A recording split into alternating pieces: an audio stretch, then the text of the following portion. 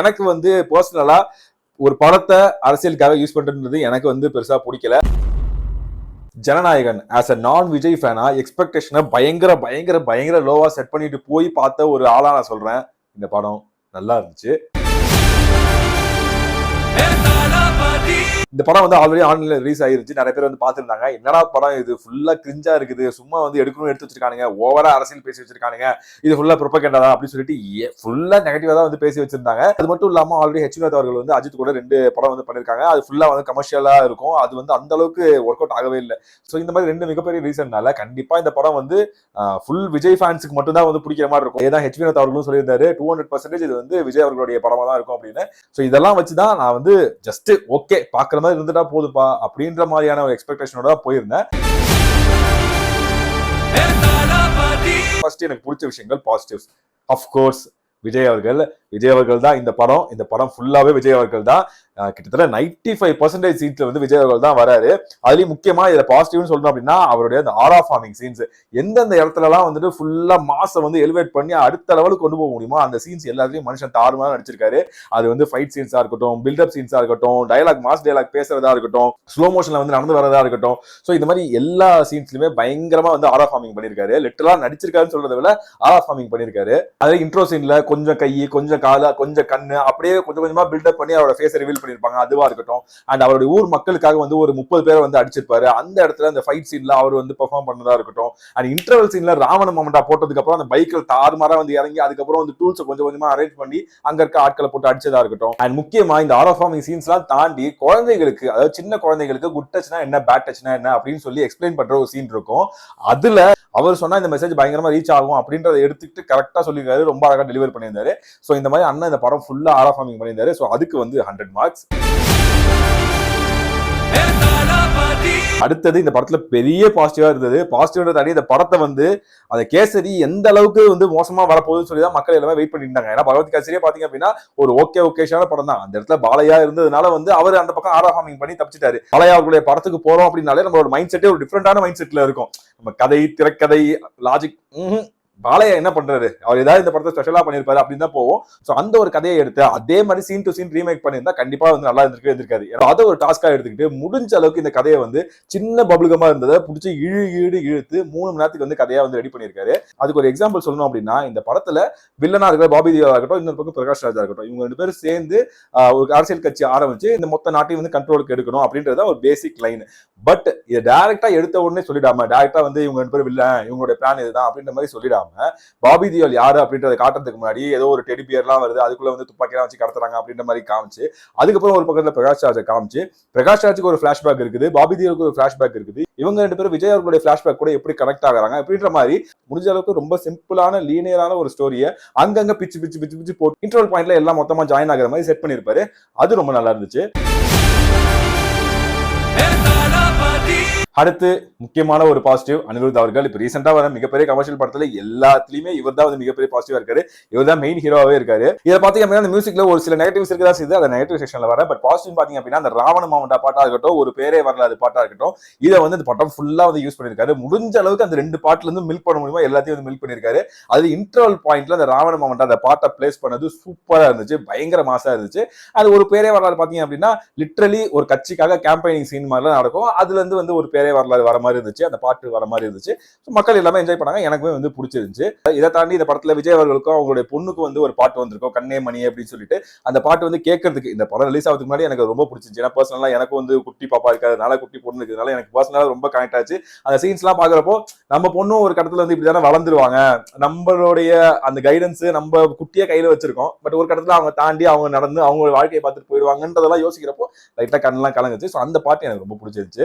மற்றபடி இது ஒரு சாதாரண கேசரிய முடிஞ்ச அளவுக்கு பிரியாணி ஆக்கிறதுக்கு ட்ரை பண்ணிருக்காரு மியூசிக் வழியா அனிருத் அவர்கள். அடுத்து இந்த படத்துல எனக்கு பிடிச்சிருந்தது, இந்த படத்துல இருக்க ஃபைட் சீன்ஸ் பயங்கர புதுசா இருக்கு அப்படின்ற மாதிரி எதுவும் இல்லை, ஆனா ரொம்ப பழசா இருக்கு, ரொம்ப மொக்கையா இருக்குது, பார்த்ததே திரும்ப பாக்குற மாதிரி இருக்கு அப்படின்ற மாதிரியும் இல்ல. ஒரு மிட் லெவல்ல வச்சு பயங்கரமா எஸ்கேப் ஆயிட்டாங்க. அதுலயும் முக்கியமா அதுல வந்து விஜய் அவர்கள் இருக்கிறதுனால இன்னுமே வந்து சூப்பரா இருந்துச்சு. அதுல இந்த இன்டர்வல் சீன்ல அதுல ராவண மாவண்டா பாட்டோட சேர்ந்து அந்த டூல்ஸ் கொஞ்சம் கொஞ்சமா இவரே வந்து அரேஞ்ச் பண்ணி எல்லாரையும் போட்டு புழக்கிறதா இருக்கட்டும். இன்ட்ரோ சீன்ல பாத்தீங்கன்னா ஒரு ஃபன் பிளஸ் அதிரடியா இருக்க ஒரு ஃபைட் சீனா இருக்கட்டும். ஆனா கிளைமேக்ஸ்ல அமிதாப் பச்சனும் விஜய் அவர்களும் சேர்ந்து ஒரு ஃபியூ செகண்ட்ஸ்க்கு வந்து ஃபைட் பண்ணுவாங்க, 2 பேருமே காம்போவா ஃபைட் பண்ணுவாங்க, அதுவா இருக்கட்டும். இந்த மாதிரி வந்து ஃபைட் சீன்ஸ்லாம் எந்தெந்த இடத்துலலாம் முடிஞ்ச அளவுக்கு பெஸ்டா பண்ண முடியுமோ அதை வந்து பண்ணியிருந்தாங்க. அண்ட் முக்கியமா ஆல் ஆஃப் ஃபார்மிங் சீன்லாம் சொன்ன தெரியுமா ஆல்ரெடி, அது முக்கியமான சீனை மறந்துட்டேன். போலீஸ் கெட்டப்ல வந்திருப்பாருங்க பிளாஷ்பேக்ல, பயங்கரமா இருக்கும், சூப்பரா இருக்கும். எனக்கே ரொம்ப பிடிச்சிருந்துச்சு. அந்த பிளாஷ்பேக்ல போலீஸா அந்த மீசை அப்படி முறுக்கிட்டு வர்றப்போ சூப்பரா இருந்துச்சு. இதே நான் எவ்வளவு அழுத்தி சொல்றேன் அப்படின்னா, ஒரு இடத்துல இந்த போக்கிரி படத்துல வந்து இவர் போலீஸா நடிச்சிருப்பாரு. அந்த டைம்ல பாத்தீங்கன்னா நம்பர் மாதிரியே இருக்காது. இவர் போலீஸ்க்கும் இவருக்கும் சம்பந்தமே இல்லாத மாதிரி இருக்கா அப்படின்ற மாதிரி இருக்கும். ஒரு இடத்துல பாத்தீங்கன்னா எப்போ துப்பாக்கி படத்துல நடிச்சாரோ அப்ப ஒரு மிலிட்டரி மேனா ஒரு ஆர்மி ஆபீசரா நம்ம வந்து ஏத்திருந்திருப்போம். அப்படியே பாத்தீங்கன்னா தெரியல வந்து பயங்கரமா நடிச்சிருப்பாரு. இதுல பாத்தீங்க அப்படின்னா ஸ்டைலிஷான ரொம்ப சூப்பரான ஒரு போலீஸ் ஆபீசரா இருக்காரு. அடுத்தது என்ன, சினிமாட்டோகிராஃபி. சினிமாட்டோகிராஃபியை நான் ஃபர்ஸ்ட் சொல்லாம விட்டாலே உங்களுக்கு வந்து கோட் வேர்ட் தெரிஞ்சிருக்கும். கண்டிப்பா வந்து இந்த படம் வந்து அவ்வளவு மொக்க இல்லை அப்படின்னு. சினிமாட்டோகிராஃபில அஃப்கோர்ஸ் என்ன, விஜய் அவர்களை எந்தெந்த ஆங்கிள் அழகா காமிக்க முடியும், எந்தெந்த ஆங்கிள் பயங்கர மாசா காமிக்க முடியும், எல்லாத்தையும் வந்து காமிச்சிருக்காங்க. ஃபைட் சீன்ஸ்லாம் வந்து உருண்டு புரண்டு வந்து எடுத்திருக்காங்க. அந்த படம் ஃபுல்லா பயங்கர கலர்ஃபுல்லா இருக்குது. அந்த பாட்டு, அந்த தளபதி கச்சேரி பாட்டுலாம் பாத்தீங்கன்னா இல்லாத கலரே இல்ல, எல்லா கலரும் இருக்குது. அது அப்படியே அது கான்ட்ராஸ்டா வந்து ஒரு பேரே வரலாறு பாத்தீங்க அப்படின்னா ஒரு ரொம்ப ஒரு மூடியா ஒரு டிசி படம் பார்த்த மாதிரி இருக்கும், ரொம்ப டார்க்கா இருக்கும். ஸோ அந்த ஒரு சினிமாட்டோகிராஃபியா இருக்கட்டும். அண்ட் அதான் எல்லா மாசீன்ஸ் அது எல்லாத்தையும் வந்து ரொம்ப அழகா வந்து கேப்சர் பண்ணிருக்காங்க. அடுத்தது ஆக்டிங் வைஸ் பாத்தீங்க அப்படின்னா இதுல ஆக்டிங்க்கு அவ்வளவு ஸ்கோப் இல்ல. பட் அது தெரிஞ்சுமே இம்ப்ரெஸ் பண்ண ஆட்கள் யார் அப்படின்னா பாபி தியோல். பயங்கர ஒரு கிரிஞ்சான வில்லன். நான் என்ன எதிர்பார்த்தேன் அப்படின்னா ஒரு ஜெகபதி பாபு மாதிரி வில்லனா இருக்க போறாரு, அந்த அளவுக்கு சூரமுக்கியமான வில்லனா இருக்க போறாரு, பயங்கர டம்மியான ரோல் கொடுக்க போறாங்கன்னு நினைச்சா இந்த படம் ஃபுல்லா டிராவல் பண்றாரு. பட் உண்மையாவே நல்ல ரோல் கொடுத்துருக்காங்க. உண்மையாவே அவருக்குன்னு ஒரு கேரக்டர் ஒன்று இருக்குது, கேரக்டர்னு சொல்லி ஒரு டெப்த் கொஞ்சோண்டு இருக்குது. ஸோ அதை வந்து பயங்கரமா வந்து யூஸ் பண்ணிருக்காரு. படத்துல நல்ல விஷயம் இன்னொன்று என்ன பண்ணாங்கன்னா, இவரே நான் தமிழ் பேச வைக்கிறேன் அப்படின்னு சொல்லி அந்த வடக்கு தமிழை வந்து பேச வைக்காம, இல்ல வடக்கு தமிழ் மாதிரியே நான் வந்து டப்பிங் கொடுக்குறேன் அப்படின்ற மாதிரி பண்ணாம, இன்னொரு பக்கம் இந்த ஆப்பிரிக்கா பீப்புள் எல்லாம் காமிக்காங்க. அவங்கள வந்து இந்த ஆப்பிரிக்கா ஆக்சென்ட் தமிழ் பேச வைக்கணும் அப்படின்னு காமிக்காம ஃபுல்லா நார்மல் தமிழ்லயே வந்து பேச வச்சிருக்காங்க. அது நல்லா இருக்குது. அடுத்து என்ன இம்ப்ரெஸ் பண்ணாலும் பாத்தீங்க அப்படின்னா மமிதா பைஜு. ஏன்னா ரீசென்ட் டைம்ஸ்ல பயங்கரமான ட்ரோல்லாம் வந்து அவங்க ஃபேஸ் பண்ணிட்டு இருந்தாங்க. சரி இந்த படத்துலயும் பயங்கரமான கண்டென்ட் கொடுக்க போறாங்கன்னு நினைச்சா இல்ல, முடிஞ்ச அளவுக்கு அந்த ரோலை பாத்தீங்கன்னா எவ்வளவு ஃபுல்ஃபில்டா பண்ண முடியுமோ, எவ்வளவு பெஸ்டா பண்ண முடியுமோ அதை வந்து பண்ணியிருந்தாங்க. அதுலயும் எனக்கு வந்து விஜய் அவர்கள் வந்து எமோஷனல் சீன்ஸ் நடிச்சதை விட எனக்கு வந்து மமிதா பைஜு அவர்கள் வந்து அந்த ஒவ்வொரு டைம் பயப்படுறதா இருக்கட்டும், ஒவ்வொரு டைம் வந்து என்னால இதெல்லாம் முடியாது அப்படின்னு சொல்லி அழுவுறதா இருக்கட்டும், என்ன விட்டுருன்னு சொல்லி வெறுப்பா இருக்கிறதா இருக்கட்டும், ஒரு கட்டத்துல பாத்தீங்க அப்படின்னா டேய் அவர் என் தளபதிடா அப்படின்னு சொல்லி கொஞ்சம் அவருக்கு பில்டப் ஏத்துற மாதிரி அந்த ஒரு தைரியமா பேசுறதா இருக்கட்டும், அண்ட் ஃபைனலா அவங்க ஃபைட் பண்றதா இருக்கட்டும், இது எல்லாமே வந்து கன்வின்சிங்கா எனக்கு தோணுச்சு. அடுத்தது பிரகாஷ் ராஜ். யூசுவல் ஒரு வில்லன் ரோல் தான். அந்த சிங்கம் படத்துல நடிச்ச மாதிரி மத்த எல்லா படத்துலயும் நடிச்ச மாதிரி யூசுவலான ஒரு வில்லன் ரோல் தான். அங்கங்க லைட்டா சின்ன சின்ன காமெடிஸ் எல்லாம் வரும். அது எல்லாமே வந்து ரொம்ப அழகா ரொம்ப ஈஸியா வந்து கேரி அவுட் பண்ணிருக்காரு. ஒரு புதுசா இல்ல, பட் ரொம்ப மோசமாவும் இல்ல. இதை தாண்டி சின்ன சின்ன ரோல்ல DJ, Priyamani, dance master Baba Bhaskar இந்த மாதிரி நிறைய பேர் வராங்க. அவங்க எல்லாம் அவங்களுக்கு கொடுத்த ரோல ரொம்ப டீசெண்டா பண்ணிட்டு போயிருக்காங்க. பாசிட்டிவா மொத்தமா சேர்த்து ஓவராலா சொல்லணும் அப்படின்னா இந்த படத்தினுடைய ஃபர்ஸ்ட் ஹாஃப் ரொம்பவே வந்து நல்லா இருந்துச்சு. எந்த இடத்துலயும் பெருசா வந்து லேக் ஆகல. நான் ஆல்ரெடி சொன்ன மாதிரி யாரு ஹீரோ, அவருக்கு என்ன பிரச்சனை, யாருனால பிரச்சனை, அந்த வில்லன் யாரு, நம்ம ஹீரோவுடைய பொண்ணான நம்ம மமிதா பைஜுக்கு என்ன பிரச்சனை, அவங்களுக்கும் இதுக்கும் என்ன லிங்க், இதெல்லாம் செட் பண்றதுக்கு அந்த ஃபர்ஸ்ட் ஹாஃப் ஃபுல்லா எடுத்திருந்தாங்க. அது அழகா வந்து அந்த பேசிங் வந்து அழகா வந்து உட்கார்ந்துச்சு. அது அடுத்தது என்ன, செகண்ட் ஹாஃப் சாபம் இந்த படத்துலயும் வந்து இருக்கதான் செய்யுது. ஃபர்ஸ்ட் ஹாஃப் எந்த அளவுக்கு கரெக்டான பேசிங் எடுத்து கரெக்டா அந்த படத்தை வந்து செட் பண்ணிச்சோ, செகண்ட் ஹாஃப் பாத்தீங்க அப்படின்னா நிறைய நான் வந்து சொல்ல ட்ரை பண்றேன், நிறைய விஷயத்த நான் வந்து பூத்த ட்ரை பண்றேன்னு சொல்லிட்டு பரபரன்னு போகுது. சீன்ஸ் வந்து டக்குன்னு போதே தவிர எதுவும் நம்ம கூட வந்து அட்டாச்சே ஆகவே இல்லை. ஏன்னா செகண்ட் ஹாஃப் தான் ரொம்ப முக்கியம். லைக் எப்படி இந்த ஒரு ஹீரோ வந்து வில்லனை வந்து தோக்கடிக்க போறாரு, அதனால இந்த நாட்டு மேல ஒரு பற்று, தமிழ்நாட்டு மேல ஒரு பற்று, இந்தியா மேல ஒரு பற்றுன்றது கொஞ்சமாவது வரணும். நம்ம ஒரு சில படத்துல தான் வெளியே வரப்போ நானும் நாட்டை காப்பாற்றணும்டா, நானும் ஒரு சூப்பர் ஹீரோடா, எனக்கும் சூப்பர் ஹீரோ பவர் கிடைச்சா நான் எல்லாம் பண்ணுவேன்டா அப்படின்ற மாதிரி சின்ன ஒரு ஃபீலிங் வரும்ல, அந்த ஒரு ஃபீலிங் இந்த படத்துல சுத்தமா வரவே இல்லை. அதுக்கு முக்கியமான காரணம் பாத்தீங்கன்னா ஏகப்பட்டது இருக்குது. அதுக்கு ஃபர்ஸ்ட் பாத்தீங்க அப்படின்னா எல்லாமே வந்து உடனே நடக்குது. உடனே பாத்தீங்க அப்படின்னா ஒரு கலவரம் நடக்குது. உடனே பாத்தீங்க அப்படின்னா எல்லா மக்களும் கோவப்படுறாங்க. உடனே பாத்தீங்கன்னா எல்லா மக்களும் வந்து திருந்துறாங்க. உடனே பாத்தீங்கன்னா விஜய் அவர்களுக்கும் நம்ம பூஜா ஹெக்டேக்கும் வந்து நிறைய ஹெல்ப் கிடைக்குது. ஸோ இந்த மாதிரி எல்லாமே உடனுக்குடன் நடந்துகிட்டே இருக்கிறதுனால என்னடா இஷ்டமணிக்கு எழுதிருக்கீங்களா அப்படின்ற மாதிரி இருந்துச்சு. அடுத்து இந்த படத்துல டைலாக்ஸ், ஒரு சில டைலாக்ஸ் உண்மையாவே நல்லா இருந்துச்சு. நான் ஆல்ரெடி சொன்ன மாதிரி அந்த சின்ன பசங்களுக்கு வந்து இந்த குட் டச்னா என்ன, பேட் டச்னா என்ன அப்படின்ற விஷயத்தை வந்து ரொம்ப பார்த்து பக்குவமா ரொம்ப அழகா எழுதிருந்தாங்க. அது எனக்கு ரொம்ப பிடிச்சிருந்துச்சு. ஒரு சில மாஸ் டைலாக்ஸ் ஃப்ரம் விஜயுமே நல்லா இருந்துச்சு. ஃபார் எக்ஸாம்பிள் இது தமிழ்நாடுடா அப்படின்னு சொல்லி வில்லன் கிட்ட சொல்றதா இருக்கட்டும், அண்ட் இன்டர்வல் பாயிண்ட்ல பாத்தீங்கன்னா ஒரு ஃப்ரேம் கூட மிஸ் ஆகக்கூடாது, அது எல்லாமே அவனுக்கு தெரியணும், அவனோட பயம் எனக்கு தெரியணும் அப்படின்னு சொல்றதா இருக்கட்டும். இந்த மாதிரி அங்கங்க வந்து டைலாக்ஸ் வந்து நல்லா தான் இருந்துச்சு. மத்தபடி பாத்தீங்கன்னா அந்த பெண்களுக்காக அவர் வந்து சொல்ற மெசேஜ் எல்லாம் சூப்பர் தான். ஆனா நிறைய இடத்துல வந்து பயங்கர ஃபோர்ஸ்ஃபுல்லா இருக்கு. இந்த இடத்துல சொல்லியே தீருவேன், இந்த இடத்துல நான் உட்கார வச்சு உங்க மெசேஜ் சொல்லியே தீருவேன் அப்படின்ற மாதிரி இருந்துச்சு.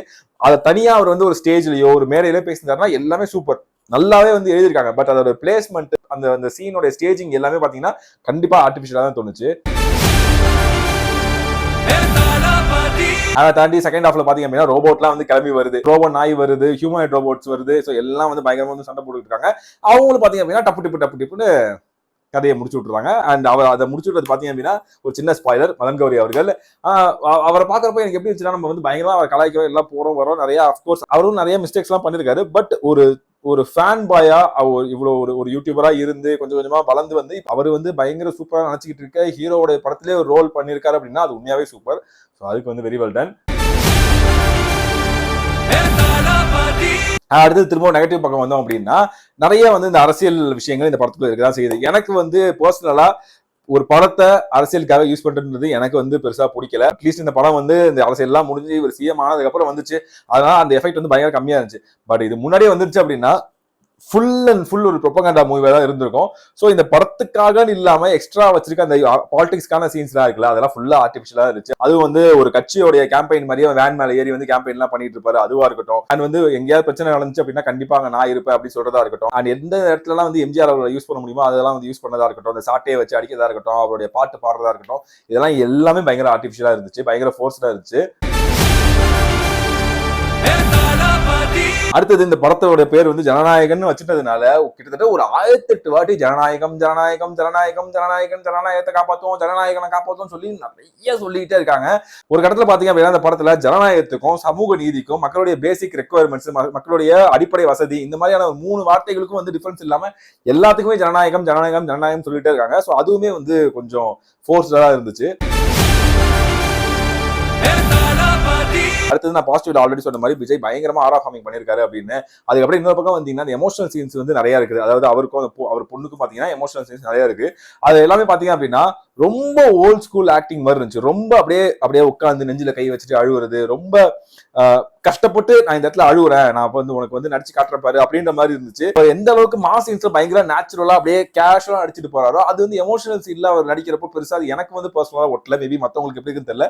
இது ஃபுல் அண்ட் ஃபுல் என்னுடைய பர்சனல் வியூ தான். அண்ட் ஃபைனலா இன்னொரு சின்ன நெகட்டிவ்னு இல்ல, இன்னும் கொஞ்சம் நல்லா பண்ணிருக்காங்க அப்படின்னு தோணுது பாத்தீங்கன்னா, அவருக்கு ஒரு ட்ரிபியூட் மாதிரி கொடுத்துருந்தாங்க படம் முடிஞ்சதுக்கு அப்புறம். அது இன்னும் ஒரு 30-40 செகண்ட் எக்ஸ்டெண்ட் பண்ணி தான் நல்லா இருந்திருக்கும்.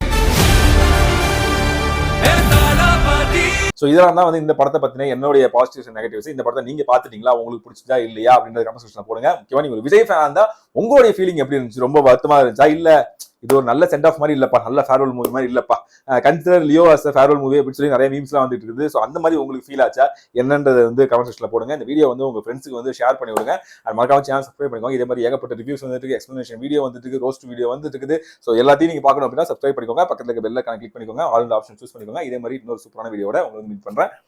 நன்றி, வணக்கம்.